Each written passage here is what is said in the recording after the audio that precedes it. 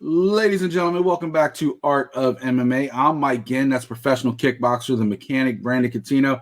Today we're talking about UFC Vegas 74, what happened, what's coming next for all of those fighters. We're talking about the UFC, Tyson Fury and John Jones. Why is Dana talking about it so much? Is there a hidden agenda behind that? And then we'll talk about Claressa Shields, coming fresh off another boxing victory. Is that something she should stick to? Or should she keep trying MMA? We'll talk about all that and more coming up. But first, go ahead and head over to FightersFirst.shop. Check out the collection. Support the fighters. Get the Mechanics brand new shirt, Bombs and Drama. It's blowing up, selling like crazy. Hey, see what I did there? Pun, blowing up. Anyway, did not mean to do that. But yes, go check it out. FightersFirst.shop. Get that. Get the Art of MMA shirt. All that fresh stuff. And one last thing you'll notice when the show comes out, we got some brand new graphics that will be coming on the bottom for between each segment to kind of show you what we're talking about. So pay attention to that. Let me know some feedback on the show layout this week. Just something I'm playing around with to kind of make it more interactive. You know, we're a little show trying to act like the big boys, so do what we can. Brandon, how you feeling today, buddy? Man, I'm feeling good, man. It's good to be back with you. I know we were off. I really want to say a couple of weeks actually, but hey, just 2 weeks. Back. Yeah. There wasn't nothing to talk about last week. There was no show, not a lot of news. I was sitting there like, what? Why? I'm gonna let Brandon enjoy his Wellness Wednesday. There's no need to drag him in for that. And I had a lot of stuff going on as well. And then next week we'll record on a different day, but we may release on the same day or may release a day or two early. We'll let you guys know next week. Of course, head over to the Twitter channel at The Art of MMA, and we'll keep you up to date on all that great stuff. And give us a follow. A little shameless plug there. Never hurt anybody. All right, Brandon, let's go ahead and jump into this. UFC Vegas 74, Kai France versus Amir Albazi. Ended up in a split decision. Of course, there was a lot of other fights on that card. Jim Miller, Tim Elliott, to name a couple. Elise Reed looked great. We'll talk about all of that. Right off the bat, main event, Brandon. Split decision win for Albazi against Kai France. I think the word robbery gets used way too much in MMA, and it's because we have had bad MMA judging so many times over the years, and we've talked about it, ad nauseum. Of course, we've talked about it too. But this time, I don't see it. I think it was a razor-close fight that could have gone either way. Personally, I scored it 48-47 for Albazi because I thought he won the first 3 rounds. I thought Kai France won the last 2. I think that first round could have gone either way, so I wouldn't have been mad if it was 48-47 the other way. I think one judge was a little bit cuckoo giving Albazi the 4th round on his scorecard, Lee. But other than that, I just think it was a close win for Albazi. What happened in that fight, and what did you think of the decision? I actually had it the other way. I'm agreeing with you where I think 4 and 5 was KKF, and then 2 and 3 were Albazi's, and it was that first round. That really was the swing round because really in the first round nothing happened. Those guys didn't really get going until like the last minute of the round really.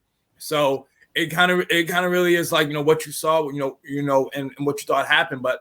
I just thought Kai France had kind of edged him out in the first round, and that's why I gave it to him. But again, like you said, that first round was close. The second and third were clear for Albazi, and then 4 and 5 were clearly for Kai France. So again, it was just all about that first round, what you thought of it. And like I said, I'm not like angered like everybody else, but like I said, I just thought that Kai France did enough in the first round to take it. But again, like I said, if people want to give it to Albazi, they can. That's just how it is. I think it's one of those things where fans always, and sometimes judges too, they always remember the last couple rounds they see. Like when they're going into a decision, especially a long fight like a 5-round fight, they think about the last couple rounds they saw and not the first 3, right? Like they think about the last thing they saw, and Kai France was winning at the end of that fight. But it's a whole judgment. It's not just one. You have to judge those first 3 rounds. And in MMA, specifically all promotions except for one, they go round by round. And then you do the best of the 5 or best of 3. I mean, I've always cried for them doing one situation where they just make one winner depending on how they thought the entire fight went.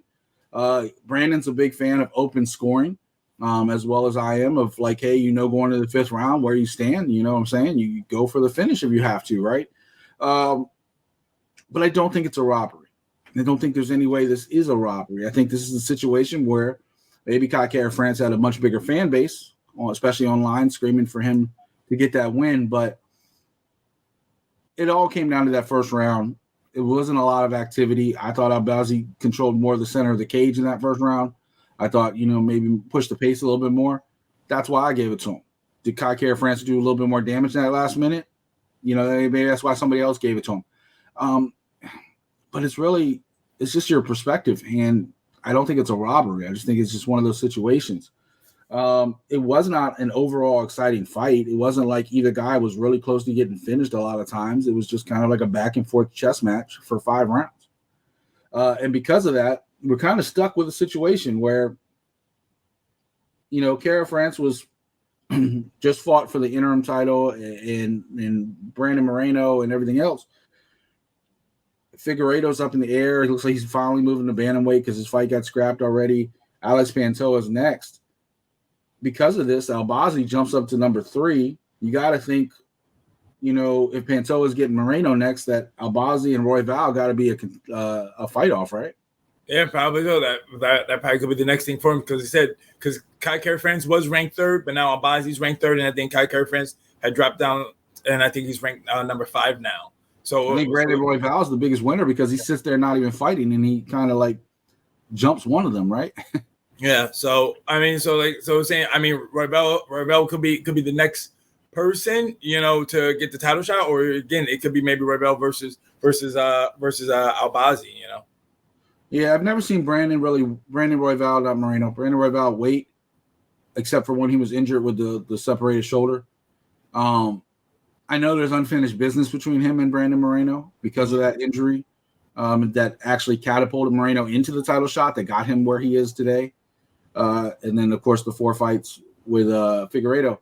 But what happens next? I mean, clearly we know Moreno and Pantoja are going at it. They got a history as well. Pantoja, of course, beat Moreno in the Ultimate Fighter House and also beat him in the UFC as well early on. Royval has been up and down as well. I mean, let's not forget, he just lost a fight not too long ago as well and then won a couple. Albazi and Kara France had a razor-close fight. There is a chance they might run it back, but I doubt it. I think right now Albazi and Royval makes the most sense to me to see like a number 1 contender, see who gets the next title shot. And then Kara France can work his way back up against a Nicolau, a Perez, a Schnell, a Cape, any of those people in the rest of the top 10. Because, he's lost 2 in a row now. He's lost to Moreno. He's lost to Albazi, whether you like it or not. That's what happened. That's what's on paper. So I think he has to work his way back up a little bit. Over in the co-main event,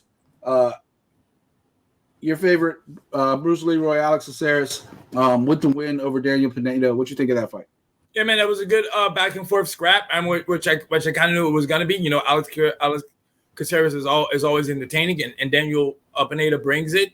But yeah, man, like I thought Alex Caceres was gonna be just a little bit better, in which he was, and that's why he got his hand raised. He's always been a case of what do you do with him, right? Because he wins these big fights like this, but then he'll also lose and slip up a couple times against like fights he's supposed to win. He's very one of those up and down fighters, but always entertaining. Right now, he's sitting there right on the fringe at 15. Like, who do you really give him that is in that situation? Because a lot of guys above him have higher aspirations than fighting down to fight a dangerous fight like Alex Caceres. Because he's a dangerous fight for anybody. He can beat anyone 1 through 15, like on a given night. I mean, like I said, like he's definitely on a roll right now. Like to me, he's kind of found he has seemed to have found his groove lately. In late in his career, and like I said, my man's looking sharp. He's ranked probably like 15 now, so maybe somebody's still in that 11 to 14 range. I mean, he's won 7 out of 8, and the only loss was to Yusuf by decision. Yep. He's going through Pineda, Rosa, Wu Choi, Kroom, Springer, Hooper, Peterson, and even then you go back, it's like then he was like a little bit like 500, but you're looking at the number 1 contender, Yair Rodriguez, You go back to when they fought, it was a split decision win for Yair Rodriguez. It wasn't like a knockout or anything like that. He took him the distance, and he's going back and forth. He gets finished very rarely. Rivera knocked him out, Faber tapped him out, but other than that, you very rarely see him get stopped. Kron Gracie caught him, but obviously, the Gracie family, jiu-jitsu. But like you said, since he kind of changed things up a little bit, he's been very, very good. And I think he deserves somebody higher up in the top 15.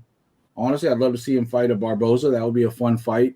You want to go up and give him a challenge? Give him somebody like Dan Ige, who's sitting right there at 13, or even if Bryce Mitchell needs a fight because he's had so many fights kind of fall out lately, that'd be an interesting fight. But, I would say that's a bad fight for Caceres because he struggled with jiu-jitsu guys. He has struggled with guys who can get him on the ground. So. Isn't Ige and Barboza fighting each other? They're supposed to. Yeah. But how many fights have we seen, especially with those two guys? Barboza always shows up. Ige's fights are about 50-50 whether they're going to happen or not. So we'll see what happens with that. Pineda, I think this is a hard loss for him because he was kind of starting to rise up a little bit. He was the favorite in this fight for a lot of people, and I actually picked Caceres in this one, but I saw a lot of people picking Pineda, and they were wrong about that one. And now I think he has to kind of pick up the scraps and kind of figure out where he wants to go with it and make some adjustments because, you look at Daniel Pineda, he's not a young kid anymore. He's 37 years old. He was trying to make, a last run, but he's been stuck like on the bad end of things. He had that win against Lutz, but he also had the accidental eye poke with Feely. He lost to Cub Swanson, and this is all coming off the big win he had against Herbert Burns, was supposed to kind of like catapult him up. He's had 3 no contests in his last 6 or 7 fights. So Daniel Pineda's just been kind of like stuck on the bad end of things for a while. He's been fighting for a long time, so it'll be interesting to see what goes with him. Do you think he keeps going? Yeah, because he just got a new contract. I remember, I think it was his last fight. I believe if he didn't win, then I think he was going to retire. But when he won, that's when he got a new contract with the UFC. So he's probably going to try to finish his contract out and then maybe call it a career. Okay, well, we'll see. I love watching him fight, so we'll see what happens.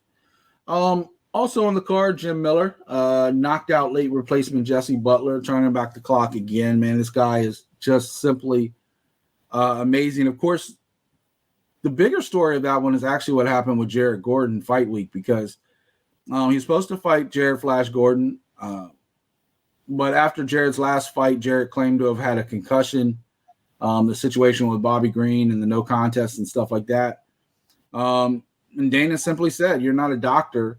If you say you had a concussion, I'm not going to let you fight until you get cleared by a doctor."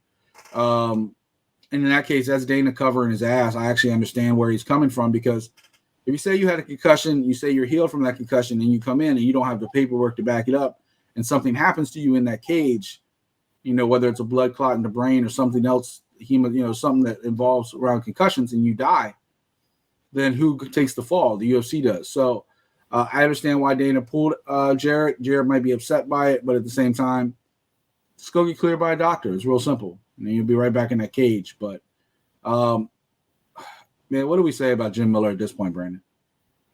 Hey, man, Jersey's on right here. Yeah, man, the same dude. He has the most wins in the UFC. I think he has the most cage time as well. Same man, he's just a guy, man. He's just a martial artist, just always trying to get better. Just here, just kind of compete, test himself, and that's what he has done. You think he makes it to UFC 300? He was always like, yeah, I want to be the first person to fight at 100, 200, and 300. But after that last fight, he was like, well, I also need to be the guy that goes out on top and not like hangs on too long. You think he makes it to 300? It's next year. Yeah, I think so, man. Like I know he just said just heard an interview with him. I know he wants to try to get one more fight in this year. Most likely, he's a Jersey guy, so he probably wants to try to fight in November at Madison Square Garden, and then and then after that, man, he could probably wait till UFC 300. Yeah, so you look at the numbers. We're at 289 now. I would think probably by next fall at the latest would be 300, right? I like that. I know what we're coming up on this is 289, so 290 is July, right? That's International Fight Week. And then 291's coming again on July 29th when they're in Utah with Poirier and Gaethje. So it'll probably be like 294, 295 by the end of the year. And then, maybe next summer. Yeah. They might try to make an International Fight Week next year to be the big deal. That's usually what I think the hundreds have been. I think 100 and 200 were both International Fight Week. Even though we should technically say this is at 288 because they still keep counting the one they skipped with John Jones that got canceled. So technically they're one short, but we're not saying that. Yeah. Also on that card, Tim Elliott got the win. Of course, Tim's been mired in many personal issues that he's put online lately, dealing with his marriage and stuff like that. So I'm sure it took a big weight off his shoulders to come back, get the tough win against Altamirano. Korean Silva with a vicious knee bar submission over Caitlin Souza. You had Dos Santos get the split decision win over Nurmagomedov. Daniel Santos got the win over Johnny Munoz by decision. Dontel Mays got the knockout over Andrei Arlovsky, ending Arlovsky's nice run that he had going on. Castagna got the win over Gufurov. Nemeth got the knockout over Jamie Malarkey, which actually surprised me. I actually picked Malarkey in that fight. Elise Reed over Jin Frey. Damon Blackshear got the knockout over Lon Losarda. And Philippe Lins got the win over Grishin and then proceeded to call out just about every light heavyweight in the world. What were some of your other highlights on this card before we move on? Yeah, like I said, man, Tim Elliott looked real good, man. I really want to say he controlled that fight from the start of the bell to the end of the fight. Like I said, he looked real good, with everything going on. And then, man, I was kind of bummed. I was kind of, I do like Dontel Mays. I was like, this one was kind of up in the air for me, like who to kind of cheer for. But I really was cheering for Arlovsky to kind of get the win, just because then he would be in second place with all-time wins with the 24, or should I say he would have been tied with a couple of people. But man, his longevity in the sport, man, is just something. I almost think they're running out of people for him to kind of I've thought for a while they're padding his stats. Like he hasn't really fought a really tough dude in probably like a year or so. Like as far, they're all tough at this level, but what I'm saying, like a top contender for a while. He's been kind of like going against a bunch of I hate to discount any fighter, but like B-level fighters, he lost, but he's lost to Rogerio de Lima and Mays back-to-back by stoppage. He went through Collier, who's pretty tough. Van der Rohe kind of up and down. Felipe was basically a one-trick pony, like a one-punch pony. Chase Sherman's been on the cutting block for a while. I will say he beat Tanner Boser, so that's a good one, but that was back in 2020. Philippe Lins as well. He lost to Aspinall. Look, he's 44 years old. Dude fought. He's been one of the early UFC heavyweight champions. He's fought in just about every other promotion that's popped up throughout the way. World Series of Fighting, Strike Force for a while, Elite XC, Affliction. Like the dude's been around forever. And I'll be honest with you. I think he's one of those names that kind of pops up to me as, I don't know what his contract status is, but they need a guy to fight for $2 million against Francis Ngannou next year. I think about him. I think about a Ben Rothwell or some of these guys that have been going to all these different promotions every time they pop up.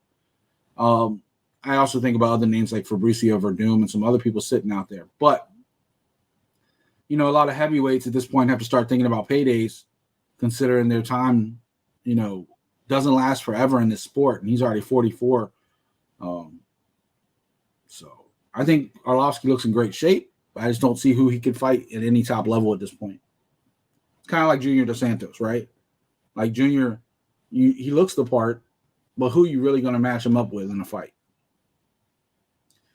I would say my one other highlight on that one is Silva. That knee bar against Souza, taking her out like that was very, very impressive. I'd love to see her against a couple other top 15 flyweights. I think that would be a really good matchup. And then, Felipe Wentlands did have an impressive win against Grisham. You know, I would like to see him against some of the top 15 light heavyweights.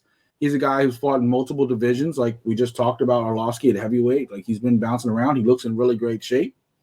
I think he can match up with a few people. So that is UFC Vegas 74. Of course, coming up next week, UFC 289, Nunez versus Aldana, and some other great fights. Of course, we'll be talking about that next week. But right now, let's go ahead and switch gears a little bit, Brandon. Speaking of UFC, Dana White cannot keep Tyson Fury's name out of his mouth. And it all started because Francis Ngannou signed with PFL. Of course, Tyson Fury and Francis Ngannou have been rumored to mix it up in boxing at some point. They're going back and forth on social media as we speak. But John Jones called himself the baddest fighter on the planet, said you can't be the baddest fighter on the planet if you run away from the UFC. I'm paraphrasing, but basically. And Tyson Fury said, neither one of you are the baddest man on the planet. I am. I'm the heavyweight champion. I'm this, that. And John Jones invited him to step into the octagon and prove it. Tyson Fury, in his part, has consistently said, I will never step in the octagon. If you want to fight me, come stand up and fight me. I don't sit there and roll around on the ground. Come fight me in a boxing ring. And Dana, despite Tyson Fury's consistent saying, I will never fight in the UFC, I'm not going to roll around on the ground. Every time he has a press conference the last few weeks has been like, hey, Tyson, you're more than welcome. I'll make it happen. I'll make the money happen. I'll do this. I'll do that. You know, and every promoter's revisionist history of like thinking he had something to do with the Mayweather-McGregor fight other than just saying yes. Mm-hmm. He didn't promote it. He didn't stand up anything. He just basically went to a couple press conferences with McGregor, sat there quietly while Conor did all the talking, and they allowed the UFC's logo to be on the banner. Like, that was it. Brandon, is all this talk because they cannot get the Stipe fight for November done? To me, man, I don't understand, because I thought a couple of weeks ago Dana White said that this isn't what he does. He doesn't do these type of fights. Remember? That's what he said. He was like, oh, we don't do these types of things. This isn't what we do. But now, exactly. But James Tony. Exactly. But now all of a sudden, oh, we can try to get Tyson Fury over here. Also, the thing is, man, like, yo, if you can get the money for Tyson Fury, then that means you can get the money for everybody else. It doesn't make sense. It's not adding up. And I'm not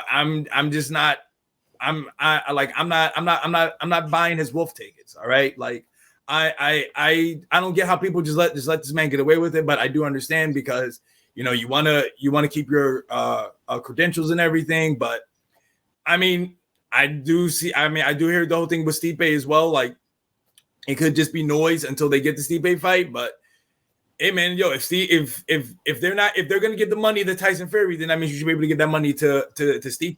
That's what he wants. He wants more money. So if you can get Tyson Fury his money, that means you can get it to Stipe. Stop being cheap. Pay up. Let's be clear. I don't think Stipe is afraid of anybody. I think Stipe's fought some of the toughest, baddest dudes in the planet, including Francis Ngannou twice, including DC 3 times. Dos Santos and everybody else has come along the line who was a killer at the time. Stipe took out and became one of the greatest heavyweight champions of all time. John Jones wants to fight Stipe because he considers him the greatest heavyweight champion. But John Jones also wants to fight a Stipe who's over 40, probably on one of his last fights ever. And let's be real, Stipe wants to get paid. He hasn't been paid what he thinks he's worth a lot of his career. This might be his last fight, especially in a big thing, whether it was supposed to originally be International Fight Week or now later in November at MSG. And what could also be John Jones' retirement fight. He wants to get paid. He wants to get paid what he's worth. Like you said, if you have the money to pay a Tyson Fury, why can't you pay for an epic heavyweight showdown that could be the last fight of both their careers to let them go out? This is what Francis Ngannou was fighting for. This is what Francis Ngannou wanted to fight. A percentage of the card, a percentage of what boxers get paid when they put on a pay-per-view. The attendance and all the other stuff. And you look at most boxing promoters, they take like an agent's fee off of these fights. They don't take, they cover the cost to throw the event. and to broadcast it. And then they take like a 3%, 5%, 10%, whatever their cut is out of the fighters' purses. UFC runs like a WWE promotion. They want to sit there and say, all right, you're a contracted fighter, and this is what you do based on the contract you have. That's great, because you know what? Fighters sign these contracts. And honestly, I think Stipe should just fight for the contract he already has and renegotiate when he finishes his contract. You signed it, you should fight it. That's me. But I understand where Stipe is also coming from because his window is closing. And unfortunately, the UFC has a history of letting fighters renegotiate. They let Masvidal do it before he fought Usman on short notice. They let Gilbert Burns do it after he, had a couple really good performances. If you set the precedent, don't be surprised when other fighters want to walk through that same door. John Jones did it before he moved up to heavyweight. It took 3 years for him to finally get to heavyweight because they finally gave him his money. I think if you have the contract, you should fight, but I understand. But I think like any politician, Brandon, I think if you're talking too much about one thing, it's because you don't want people to look over here. And what they have not mentioned over the last few weeks is that Stipe fight. It's John Jones, Tyson Fury. John Jones, Tyson Fury. A fight that's never going to happen. But it gets fans all feverish thinking about it could happen because Dana keeps talking about it. But it's never going to happen. Tyson Fury has flirted with retirement from boxing a couple times over the last year. Has a couple contenders he has to fight for mandatory purposes if he does keep fighting. And then he has the Francis Ngannou fight if he wants a massive payday for fighting an MMA fighter. That's already there. Why is he going to fight with play with the UFC rules and play with all this other stuff to damage his legacy as an undefeated fighter? That doesn't make any sense to anybody. Why? Because he jumped into a WWE ring? Guess what? He was scripted to win that one too. So it is what it is. Any final thoughts on this subject, Brandon? Or do you think I'm kind of on point on this one? I mean, you're good to go, man. Like I said, I just understand that because when Dana White said he doesn't do these types of things, so I don't even know why we're talking about it. You mean Dana White said something that he went and did the opposite? What?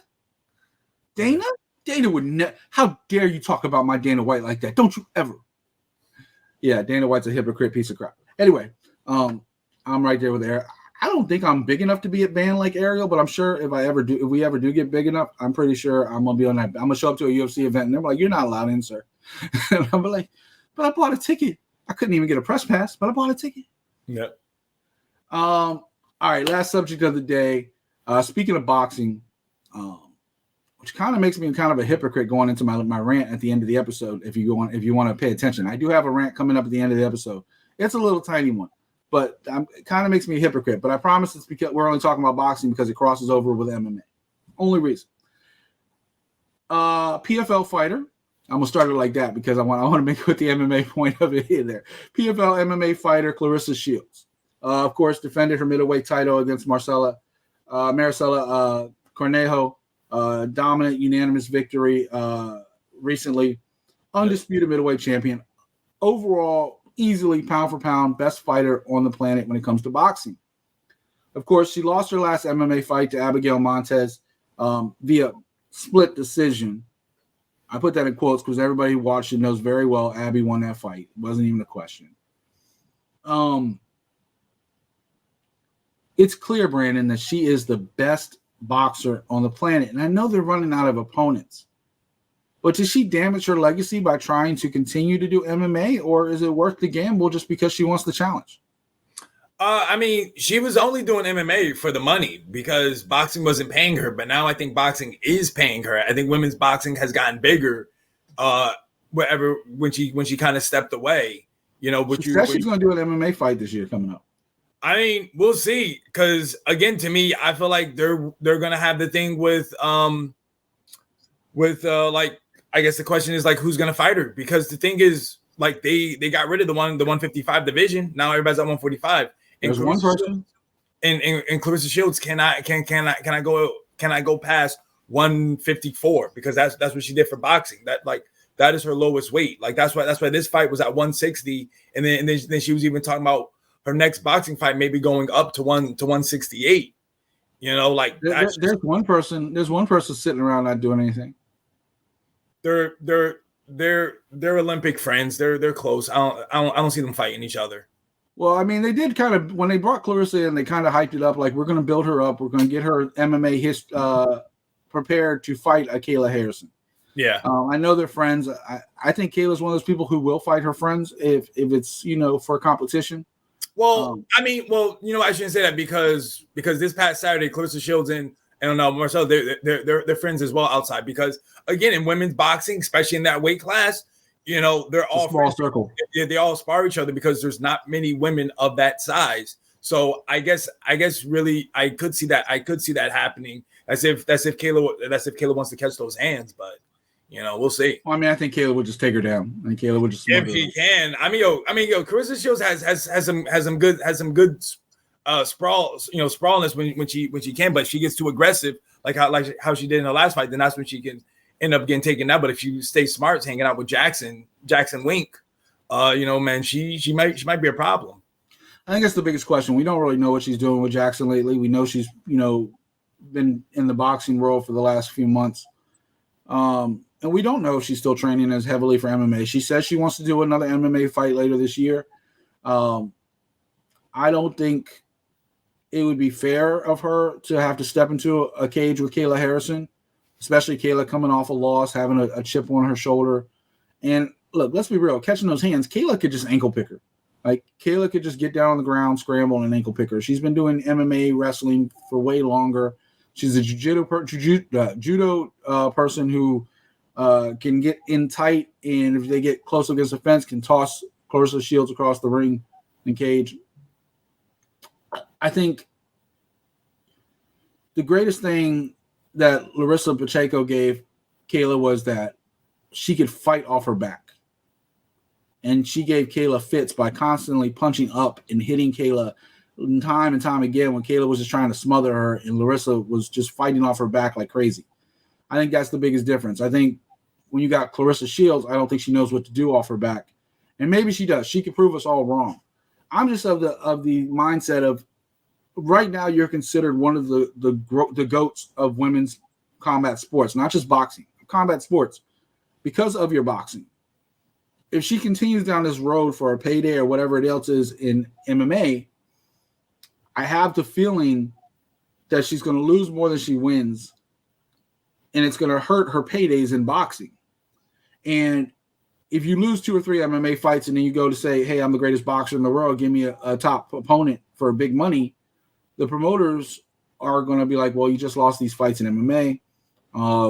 The opponent during the whole run-up in the press conference is going to do nothing but talk about her losses in MMA, as any opponent would. I don't know, Brandon. I just don't think it's worth her legacy to be trying to play these games with MMA just for a payday. I'll give you the final thought on it. What you think? I mean, man, she already lost in MMA, and that had to stop her. She just main evented at Little Caesars Arena right there. That's she just brought big time boxing back to Detroit, and she still had a loss. She's still getting big fights, man. You gotta remember, 2 different sports, and I don't think one will tarnish the other, because they're saying it's what she's doing in boxing. It's not what she's doing in MMA. Saying there's a boxing Hall of Fame and there isn't an MMA Hall of Fame, So it wouldn't mess with her legacy in boxing. It might mess with her legacy in combat sports. I mean, there's multiple MMA Hall of Fames, but yeah. But that's it. That's all. I was just gonna say, like, there's multiple MMA Hall of Fames, but yeah. I mean, I only know one MMA Hall of Fame. I don't know. UFC has one, Bellator has one, and Bellator doesn't have a Hall of Fame, huh? Bellator doesn't have a Hall of Fame. Yes, they do. No, they absolutely do, because they inducted Royce Gracie and both Ken Shamrock when they did that fight, and they did like a whole event around it. They do. It's kind of like how TNA does it with their Hall of Fame. Like, they have the fighter, but they're still active type thing. Like, it's weird. They do have one. And I've heard Scott Coker talking about making it a bigger thing in recent months. But my only thing about is if she does stay in boxing, then who's she got left to fight? Because she's run through everybody. Like you said, it's a small circle. She has to keep moving different weight classes, different things to keep being active. I think another reason she came to MMA was really for competition, because she's running out of it in boxing. But she's also been fighting a long time too. So, it's up to Claressa Shields to do what she wants to do in her best interest. But I do worry about her legacy from an overall point of view if people only remember what they see last. We just talked about it with the Kai Kara France fight, the last couple rounds. People only remember what they see last. And if the last loss is what they see, they think about that more than anything. So that's that. Of course, coming up next weekend and this weekend, of course, PFL's back in action on the 8th this week. Brendan Loughnane versus Pinedo is the main event for that one. They're starting their second round of the season. Amanda Nunes versus Irene Aldana, UFC 289 in Vancouver this weekend as well. We'll talk about a little bit of both, especially the UFC next weekend or next week. I'm stumbling all over my words today. Sorry, people. But real quick, I do want to say one thing, and we kind of hinted at it as we were talking through this episode. I was recently watching an interview. I won't put anybody on blast. It's just kind of a general talk. We've gotten hate comments before for even talking about professional wrestling during our show. I think it's UFC and MMA and Bellator and Strikeforce and all these other things throughout the years that have evolved into what MMA is today. MMA is at the level where it's its own sport now. It is no longer about being mixed martial arts, as really MMA, the sport, is a category on ESPN. It's a category on many websites. There's MMA and boxing, and they're separate. Now, there's a lot of crossover. We talk about it with bare knuckle. Brandon brought it up off air. A lot of people talk about bare knuckle because it does feature a lot of former MMA fighters. Kickboxers coming over to MMA. We talk about that when they come over. Of course, Tyson Fury, Francis Ngannou, and John Jones, because it involves MMA fighters, Nate Diaz, and a number of other people to fight Jake Paul. We do cross over. And where I'm going with this is simple. I heard a interviewer talk about how passionate they were about Muay Thai and kickboxing and how they unfollowed a lot of MMA outlets because after a big Muay Thai event, all they were talking about was something Jake Paul did. Or not Jake Paul, Nate Diaz did. And if you know who I'm talking about, I'm not taking a personal shot at you. I'm just kind of generally saying this, is that MMA is its own thing. We're not required to talk about kickboxing and Muay Thai any more than they are to talk about MMA. We have a fantastic show on our network called Kickboxing with Tim and the Mechanic. Shameless plug for this gentleman over here. They talk about it every couple of weeks. Some of the greatest events to go on with Glory and One and Ryzen and K1. A number of other promotions that are constantly putting over that I don't even know. I'm just like, I edit the show and I'm like, what are you talking about? But I follow along and put out the best show I can because these guys are kicking knowledge about kickboxing, Muay Thai, and some of those other great fighting skills. There's a place for that. There's a place for that in society and in sports, that its own lane. It's its own lane. Just like MMA is its own lane. You can't get mad at MMA for not covering something they don't understand. You don't hear boxing. You don't listen to the Canelo fight and have them talking about, Amanda Nunes and Irene Aldana fighting this weekend. Like, that's not going to happen. You don't listen to a kickboxing broadcast and hear them talk about the UFC very often. They're talking about what's going on with them. They're talking about the great fights that are in front of them. It's its own sport, and that's all I'm saying. I don't like the fact that because we're mixed martial arts that we are required to talk about every mixed martial art, every discipline, every skill. That's not the way it works anymore. This is its own sport. And we'd love for you to watch, but if you're only tuning in to watch kickboxing, then watch kickboxing. It's fantastic. It's fun. I love watching it. I don't get it. I'm not as deep into the knowledge of knowing everything that's going on. I'm still learning the sport myself because I've started becoming more of a fan. And mainly thanks to this gentleman right over here and some of the stuff he talks about. I'm like, that sounds exciting.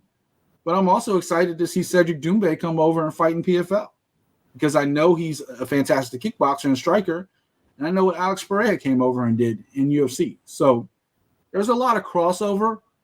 All I'm saying is don't expect us to talk about it because we don't have the same knowledge about that you do. Go to a kickboxing show. Go to a Muay Thai show. And even furthermore, and I know Brandon might not want to hear this because this is his lane. This is, his revenue stream, so to speak. If you're that passionate about kickboxing and Muay Thai, we could use way more podcasts and shows on kickboxing and Muay Thai. The reason why people love Brandon and Tim's show so much is because they're the only ones really giving that sport that much love every couple weeks. So there's more room for – it's not competition. It's not competition. It's all one big family. You don't see me bashing MMA fighting. You don't see me bashing MMA Junkie or any of these other things or any MMA podcast. You know why? Because I consider it all family. I'm not competing with any of them. The more we're talking about it, the more we're building our sport, just like the more you could build that sport. I want you being passionate about Muay Thai and kickboxing. I want you boosting that up because the more people that care about that, the bigger that sport is, the more my partner right here gets bigger paydays. Because that's what it all comes down to. The more we talk about stuff, the more they get paid. And they're prize fighters, like Brandon says. They're prize fighters.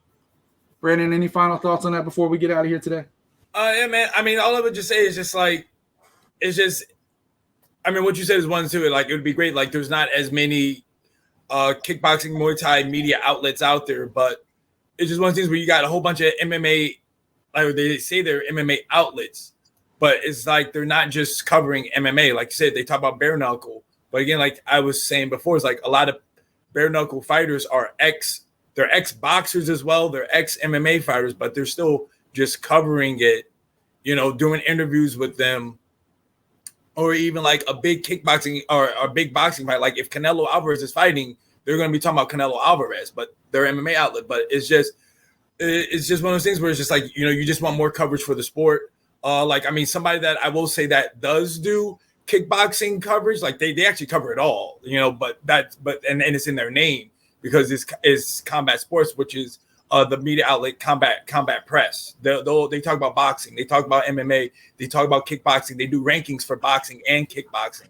So it's again, like you said, man, it's just I think it's just they're looking for just more media outlets to show some love to kickboxing, show some love to Muay Thai, because when you talk about one is a combat company that does jiu-jitsu, that does, you know, MMA, Muay Thai, and kickboxing. So it's just like you want that love to be for all of one, not really just the one where they do MMA, but also they do one with just the submission grappling. But then it's like they forget about the Muay Thai and the kickboxing, but people love the Muay Thai and kickboxing when they're watching it.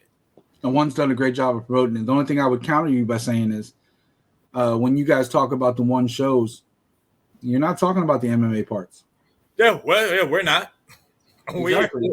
And that's all I'm saying. All I'm saying is, like, if we do talk about it, consider it a bonus. Consider it something that we're passionate about.